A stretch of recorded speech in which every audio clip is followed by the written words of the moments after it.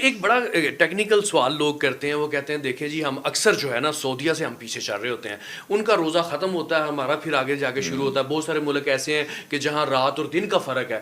تو کیا طاق رات ایک دن پہلے وہاں ہو گئی، دوسرے دن جناب پاکستان میں ہوئی، تو دو طاق راتیں ہوں گی؟ دیکھیں حدیث میں آتا ہے، نبی صلی اللہ علیہ وسلم نے فرمایا سوموا لرؤیتکم وافطروا لرؤیتکم. جب تم روزہ رکھو تو اپنے علاقے کی رویت کے حساب سے رکھو. صحیح. دیکھیں یہ اللہ کا نظام ہے، یہ کائنات کا خالق و مالک اللہ ہے.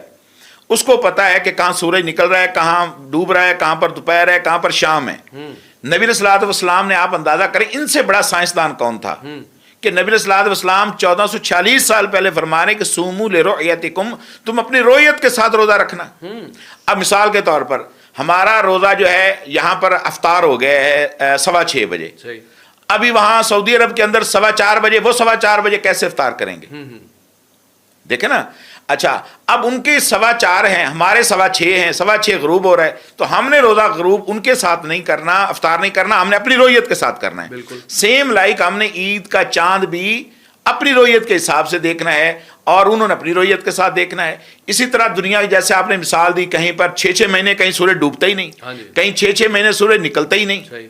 تو انہوں نے اپنے حساب سے وہاں پر چلنا ہے، ہم نے اپنے حساب کے ساتھ جو ہے وہ چلنا ہے. اس لیے ہماری رویت جب کہے کہ اب روزہ رکھو، ہمیں تب روزہ رکھنا ہے. جب ہماری رویت یہ بتا دے کہ اب جو ہے وہ آپ نے عید الفطر کا چاند نظر آ گیا ہے تو آپ عید کر لیں.